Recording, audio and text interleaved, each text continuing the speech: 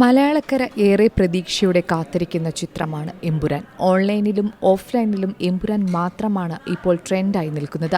മലയാളത്തിലെ കളക്ഷൻ റെക്കോർഡുകൾ ഒന്നുപോലും വിടാതെ എമ്പുരാൻ തകർക്കുമെന്ന കാര്യത്തിൽ ഒരു സംശയമില്ല. ആരാധകരും ഒരുപോലെ കാത്തിരിക്കുന്ന ചിത്രത്തിനെ വരവേൽക്കാൻ തിയേറ്ററുകൾ ഇതിനോടകം തന്നെ ഒരുങ്ങിക്കഴിഞ്ഞു. 6 രാജ്യങ്ങളിലായി 180 ദിവസത്തോളം നീണ്ടുനിന്ന ഷൂട്ടായിരുന്നു എമ്പുരാനുണ്ടായിരുന്നത്. മലയാളത്തിലെ ഏറ്റവും ചെലവേറിയ ചിത്രമായി ഒരുങ്ങുന്ന എമ്പുരാൻ പാൻ ഇന്ത്യൻ റിലീസായാണ് എത്തുന്നത്.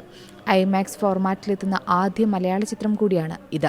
മാർച്ച് 27-നാണ് എമ്പുരാൻ തിയേറ്ററുകളിൽ എത്തുന്നത്. എന്നാൽ മലയാളത്തിൽ മാത്രമല്ല എമ്പുരാൻ കളക്ഷൻ കൊയ്യുക. മറ്റു ഭാഷകളിലും ചിത്രം വലിയ കളക്ഷൻ സ്വന്തമാക്കുമെന്ന് തന്നെയാണ് പ്രതീക്ഷ.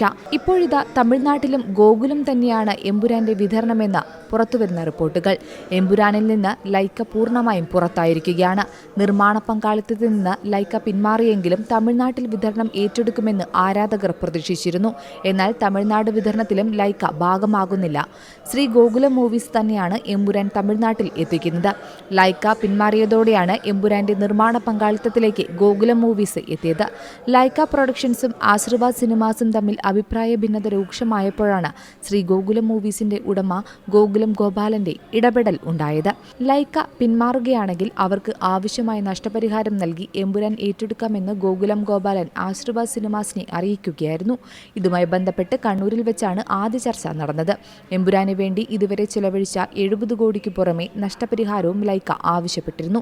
ലൈക്ക ആവശ്യപ്പെടുന്നത് നൽകാൻ ശ്രീ ഗോകുലം മൂവീസ് തയ്യാറായി. ഇതോടെ പ്രതിസന്ധി അവസാനിക്കുകയായിരുന്നു. അതേസമയം ഇതുവരെ 320 ഫാൻ ഷോ എമ്പുരാനായി കേരളത്തിൽ ചാർട്ട് ചെയ്തു കഴിഞ്ഞിട്ടുണ്ട്. 300-ന് മുകളിൽ ഫാൻ ഷോ ചാർട്ട് ചെയ്യുന്ന മൂന്നാമത്തെ മാത്രം മലയാള ചിത്രമാണ് എമ്പുരാൻ. ഈ ലിസ്റ്റിലുള്ള മറ്റ് മലയാള ചിത്രങ്ങൾ ഒടിയനും മരക്കാറുമാണെന്നാണ് റിപ്പോർട്ടുകൾ പറയുന്നത്. മറ്റ് നടന്മാർ 100 ഫാൻ ഷോ നടത്താൻ പാടുപെടുമ്പോഴാണ് ഇവിടെ മോഹൻലാൽ 3 വട്ടം 300 എന്ന മാന്ത്രിക സംഖ്യ കടക്കുന്നതെന്നും റെക്കോർഡാണ്. മോഹൻലാലിന് തൊട്ടു പിന്നിലുള്ളത് വിജയാണ്. വിജയ് ചിത്രങ്ങളായ ലിയോയും ബീസ്റ്റുമാണ് 350 ഫാൻ ഷോയ്ക്ക് മുകളിൽ കേരളത്തിൽ നടത്തിയിട്ടുള്ളത്.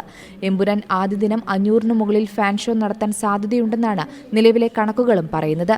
Entertainment desk, C Malayalam news. ഏറ്റവും പുതിയ വാർത്തകളും വിശേഷങ്ങളും വിരൽ തുമ്പിലറിയാൻ സി മലയാളം ന്യൂസ് എല്ലാ ഡിജിറ്റൽ പ്ലാറ്റ്ഫോമുകളിലും ലഭ്യം.